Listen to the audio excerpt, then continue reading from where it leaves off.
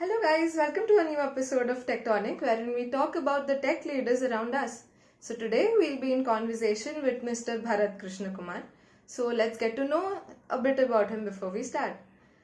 Bharat completed his BTech in Electronics and Communication from SRM Institute of Science and Technology. He further went on to do masters in the field of electronics and electrical engineering from the University of Minnesota. He also did a 1 year internship or a research work in IIT Hyderabad, and now he's successfully working as a graphics hardware designer in Intel. We look forward to talk to you, Bharat. A very warm welcome to Tectonic. Hey, hi.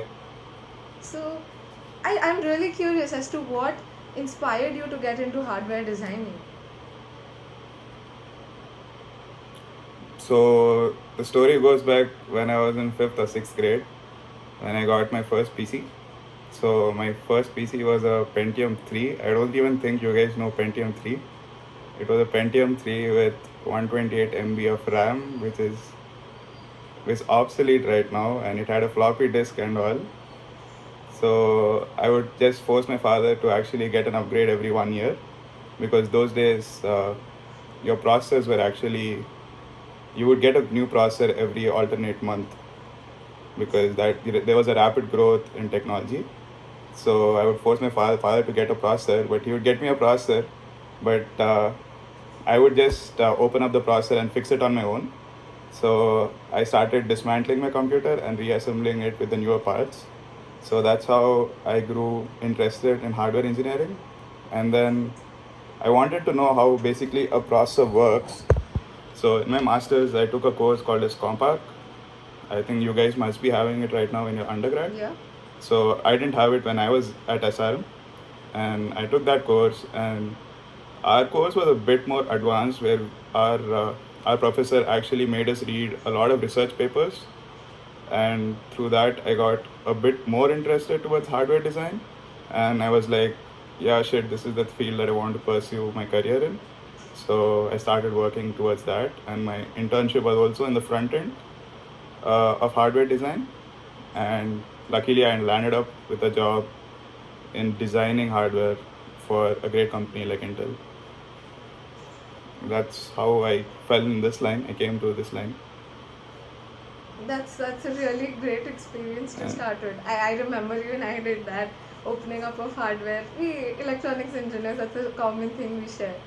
So how about your experience at Intel, and what is the current role that you're playing on, and what are the projects that you're working on currently? So my experience at Intel has been great. As I told, I interned at Intel and then landed up with a full-time job at Intel. But when I was working on IPs that were more towards Intel's FPGAs. So if you see Intel's portfolios, they have a very diverse portfolio right now. They have FPGAs, they have processors, they have GPUs, they have memories, they are into AI, they are into self-driving. These are the fields that I know of. They are into many such fields. So the first thing that I worked on was actually verifying your Ethernet card, which you have. So the speed at which we were actually verifying was 100 gigabits per second, which is actually the future. When you go into autonomous driving, you need high capacity Ethernet data transmission. That's right. And now I'm working on the graphics render. Yeah, right now I'm working on the graphics render IP. So when you're playing games, so that your games do not get stuck in the middle, we actually render them before, and we help in the acceleration of rendering. So I'm working in that field, but I cannot disclose the projects that I'm actually working on because they're way ahead in time. And one of the projects that I worked on is going to come out in a few weeks. Intel did announce it. So it's called the Discrete Graphics 1. And this is the first discrete graphics made that's going to come out from Intel.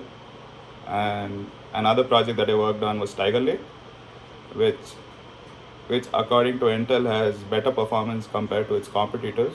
It gives you a graphics improvement of at least 20% on most of the benchmarks compared to AMD's integrated graphics.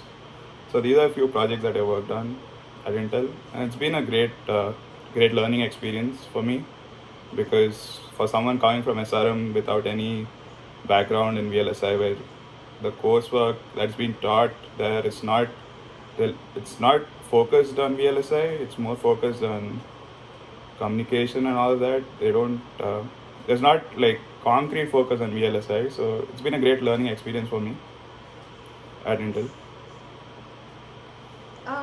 I'm really curious as to know, you said that in college we did not get such kind of an exposure. So what were the exact steps where you saw the growth in yourself, and what were the things that you worked on which gave you a strong background in VLSI? So frankly speaking, when I was in college, I wasn't much aware of VLSI. I was more into embedded systems. I did a few projects on unmanned aerial vehicles, joining the teams, worked on a few teams within SRM, and I was completely focused on embedded systems. And even in my fourth year, I tried applying for my master's in Europe in embedded systems. But my sister, she joined University of Florida, and she was doing her master's in VLSI, and then she started describing to me about her courses there, and I was like, this sounds interesting. And then I landed up with an internship at IIT, where I met a few more people who were working in the same field. I got to pick their brains, and I found this field to be pretty interesting. And then the assignments that I got at IIT while I was interning were very relevant to VLSI, and I was like, let's give it a shot. So I went ahead and pursued my master's in VLSI. But for an undergrad to pick VLSI as a master, it's very tough until unless the university has good coursework in VLSI, you have good professors who give you a good introduction to what VLSI exactly is. It should actually be done in your second year when you're learning digital systems. They should give you a good introduction about where the current industry is, and what are the steps that you need to take to go forward to go forward and then pursue a job in this industry, which is lacking. That's what I feel, because there's no industry expert who comes to talk with you guys and says what needs to be done. And even our professors, I feel that they do have the knowledge, but they are not updated with the industry standards. So until unless the system changes a bit, it's really hard for a undergrad to actually know what is VLSI and to get into this field. I'm sure most of the engineering students across the country can absolutely feel that. So now that you're in the industry for a while, so what do you think, for a person who looks forward to a career in VLSI, what are the basic technical skills that he or she should start with, and how should he proceed? As in, how is the growth, and what are the skills they should first focus on? So you should be interested in digital logic design, and you should be interested in hardware as of such. You should not be interested in you should be interested in making chips, like you did in your circuits lab, like making those basic AND gates and OR gates. If they give you joy just creating those circuits, then VLSI is a field for you. And you should start off by coding few basic circuits in Verilog, and try coding them in Xilinx. I don't remember the name of the software. Yeah, it's but Xilinx. You can try coding. So, No, Xilinx is the name of the company, but I don't remember the software in which you code Verilog. I'm not sure. I think it's there's a ISC Pro or simulator something. which comes with Xilinx, and you can go forward with it. Yeah. So once you code up a circuit, you can actually look at the synthesis of the circuit, the gate level diagram of whatever you have coded, and then you should actually try understanding what each line of your code is translated to at gate level. Or basically whatever you code in Verilog is basically AND and OR gates, NAND or NOR gates. So Xilinx simulator has that option in which you can check what each line in your code is translated into. So you should start off from there, try looking into that, and then if you are more interested, you can try making the basic circuits operate at a higher frequency than what you have set. So you might be setting your clock as 100 milliseconds maybe. You can try making sure that your circuits operate at maybe 1 nanosecond, just decreasing the time period, make sure they give you the same operation and all. So start up very small, see if this actually interests you a lot, and then move forward making complicated circuits, like making, because you have Compar, you can actually create a MIPS processor in Verilog. So that's one of the common projects that students here in the US have when they're taking undergrad Compar course, where they create their own 5-stage pipeline MIPS processor. So maybe students can try doing that, working on those projects. But the starting point would be creating counters in Verilog, and then move forward from then. That's really a great insight as to how we should be starting, what kind of circuits we should be moving forward with. So you said you did an internship or a research work at IIT. So many of us do dream of getting into it. So how did you apply for it, or what do you think should be the right procedure for students to follow to get hold of such a research project? So every IIT has openings. They are called as project assistants. So after you graduate, if you don't like working in an IT company, you can actually look into various IITs. They have a list of projects, and each project has some project associate or project assistant position associated with that project. So if you like the project and if you want to work on it, you just have to go to that website and then contact the professor and send him your resume. He'll most probably take an interview, and then you talk with the professor. If he likes you, he'll take you in. That's what happened with me. And then what were the other questions? One sec. I was just asking about how the process that you underwent to get into a research project in IIT. Yeah, so like I told you, you have that opening. So Government of India gives funds to all of the IITs, and there are a list of projects which all the professors work on. So you have to choose the project that you really like, and then contact the professor. He'll most probably schedule an interview, and then if you clear the interview, then you get a chance of working with him, and you'll be actually assisting a PhD scholar who's actually working on the project. So that's how the whole process goes through. So you think it's a great addition for students who are looking forward for masters or higher education in this field, right?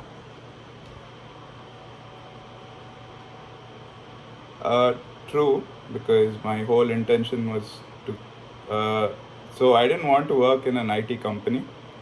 That was the first thing. I just wanted to pursue a career in electronics. So this felt like a good chance for me to explore the field, because I'm going to pay 40 lakhs or something for my masters, which I don't want to spend it on something that I don't like. So my parents were good enough, they were sweet enough to give me that 1 year period where I could go and pursue an internship and explore if I really like the field. And I would actually recommend students of doing the same. If you really like a field and want to do masters, just spend a year and then try digging deep into waters, and then check if you really want to pursue a master's in that. Because once you have done your master's, it's really hard to change your field immediately after your master's. You have to work for a couple of years, then repay your loan, and then you have an option of switching. But once you have done your master's, it's really hard to switch. We have so many options out there for people from electronics and communication background. It's really important to find out what's your passion is. So yeah, I think that's a great step that every student should undergo if they're interested in finding out what they're really passionate about. So what So if in I had the to US, ask you, there is like, something. describe a single day. Okay, yeah, continue. In the US, students who are pursuing bachelor's, they don't decide their major unless they're in the second year of their degree, which is not the same in India. I think the new system which the government is introducing, you can do that. But it's really after 12th you don't know what exactly you want to do, and you are forced to choose one major, which is pretty bad in India. That's what I feel. I'm sure many people can relate to that. So, Yeah. if I had to ask you about a single day at Intel, how does your average day look like? So we have something like called as sprints. So we plan Yeah. weeks ahead. So we plan 3 weeks ahead of what to do, and we jot down of whatever we have to do in those 3 weeks Yeah. as stories. So if That's you guys great. have watched That's Silicon a Valley, great way of then increasing your they actually, productivity. yeah, you would have seen that, right? They actually take cards from the board and then they try finishing them. So it's very similar.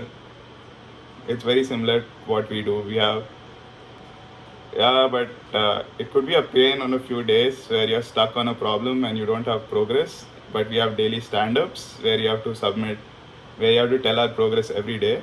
So it's a pain in few ways, but at the end of the day, you're way more productive because you know what you have to do in the next 3 weeks, and then you get to pick and choose whatever you feel like doing in those next 3 weeks.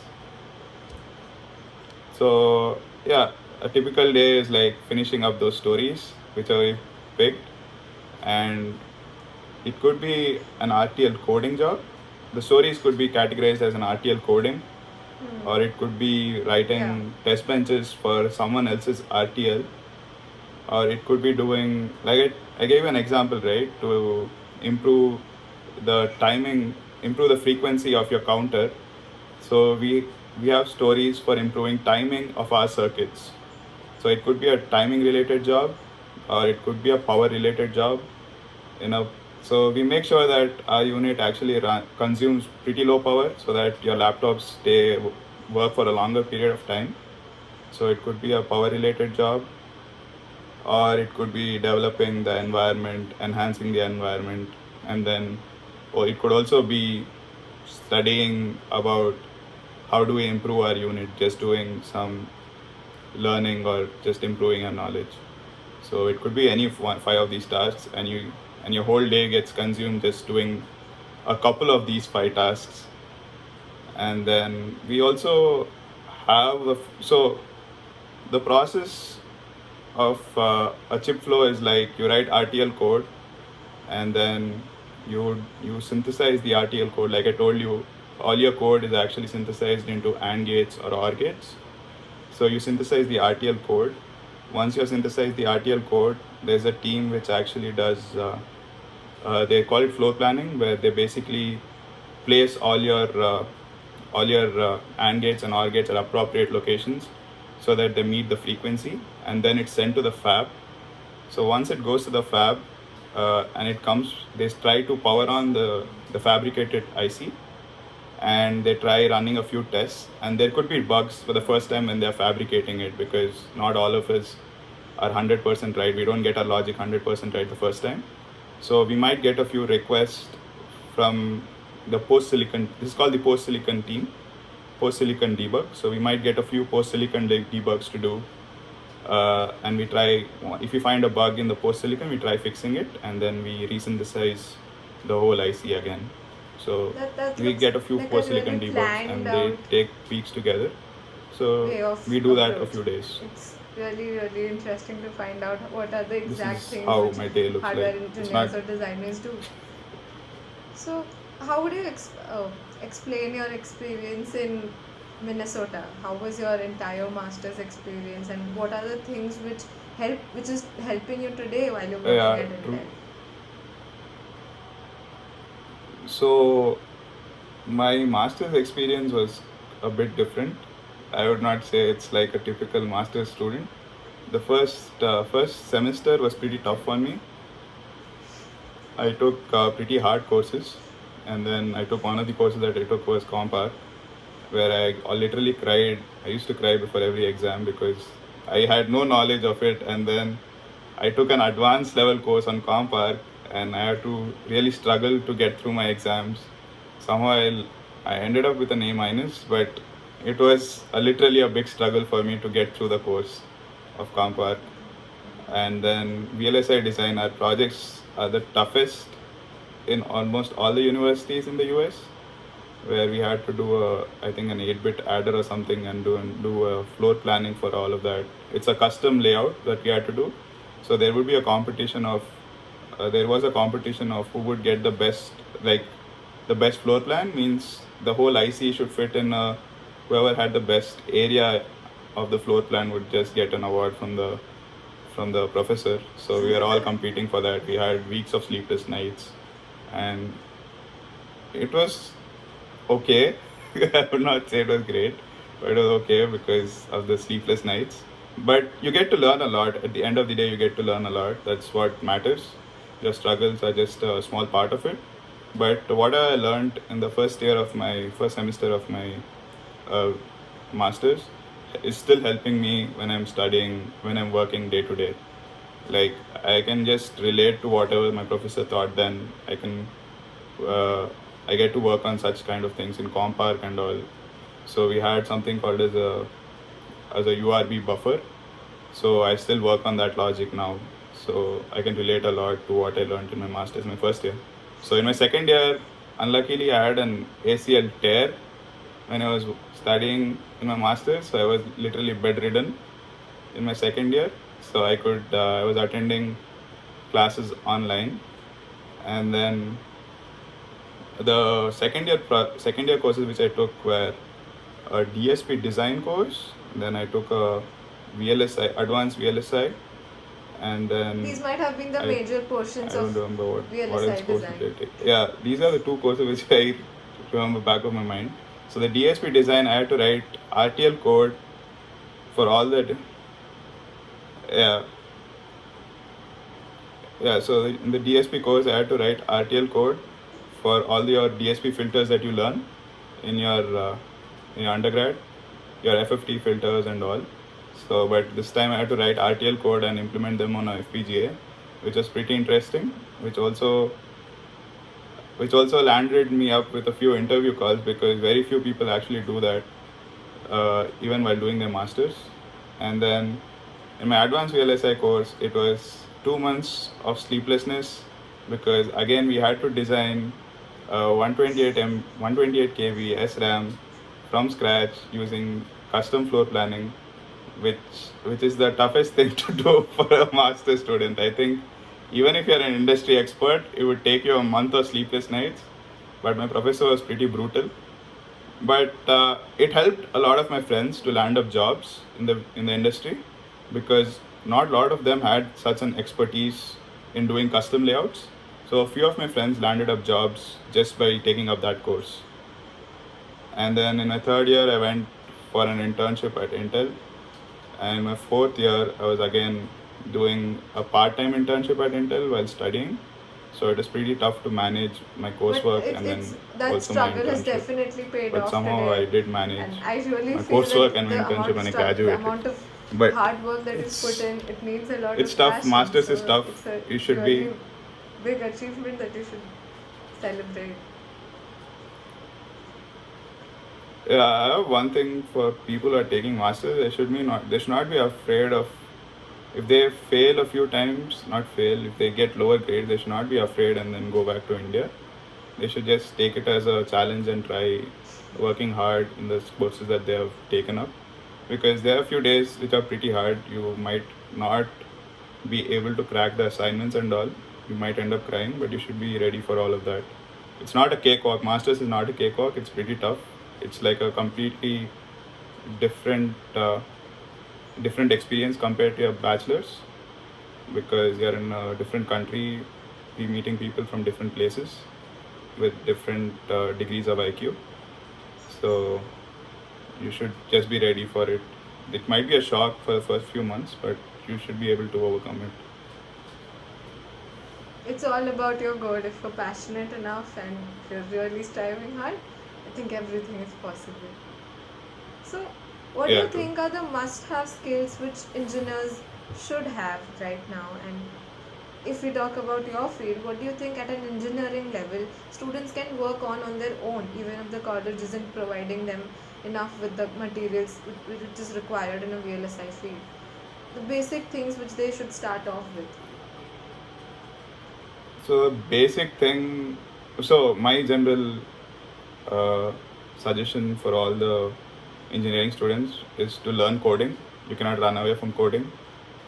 Even though I am in That's the VLSI, I still necessity code right in C++. now, that's true. I still code in C++ and Java. If you're scared of coding, it's very hard for you to land up a job in any industry. And it's not like the hardware industry is completely away from coding. You still have to code in C++ or Python or one of the coding languages. So my recommendation would be to learn one of the coding languages properly, and out of your own interest, try learning data structures and algorithms. I don't think it's been taught. When we were there, it wasn't taught to us. Maybe it's taught to you guys, I'm not sure. So out of your own interest, It's try learning mostly data for structures. computer science students. The rest have to do it. Yeah, so try learning data structures and algorithms. There's a website called as Code Wars, if you know about it. Code Wars or Lead Code. Code Wars is actually Yeah, I've pretty heard a good lot because about it. you get points after you have solved a Questions out problem. there are really good. Yeah, so it might help you in your interviews and all.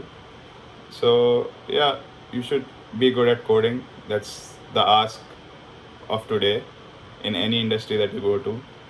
And try solving puzzles, improving your logical thinking. And if you try solving a problem, try thinking, how do you solve it using an electric circuit? And also try learning hardware things like Arduino, Raspberry Pi, and all of these things, because it gives you a good understanding of how a hardware circuit works, what all sensors are available in the market, and all of these. Try working towards that too. And be updated with tech. That's one more thing. I think few of my friends, they were just knowledge is wealth right now. yeah, few of my friends, I don't know, they were never updated with tech. And now if I tell, even few of my friends who are working at Intel, they don't keep themselves up to date with tech. I would highly recommend students from India to actually be updated with tech. That's mandatory. I feel that's mandatory. Really important to know about. If you Yeah. don't know the current things that are going on, progressing would become a bit difficult or outdated. Yep, true. So And today, I think now you're at Intel and back in university, back in college. So if you could go back in time and change something in your engineering days, or probably change something in your career, what would that be? maybe change my GPA, just score a few more points on my GPA during my bachelor's or my master's. But nothing else. The ride has been pretty good so far. I have been enjoying it. There have been days which have been tough. I somehow withered through it. Just fought those days, and I'm still alive. So nothing much. But students today have to be inquisitive. They have to keep learning about. They have to have that enthusiasm to learn. They have to have that curiosity. Until unless they develop that, it's really hard to survive these days, because the competition, even in India or any part of the world, is increasing by 10 times or 20 times from 1 year to the next year, at least by 2x from 1 year to the next year. So you need to have some edge over the other students who are applying, or other people who are applying, other people who are actually getting in or applying for the same job or what. Thank you so much, Bharat, for joining us today. I'm sure people will find it really insightful. All our viewers, I request you to drop your comments in the section below. And if you like this video, please share and subscribe to our channel. Thank you so much, Bharat, for your time once again.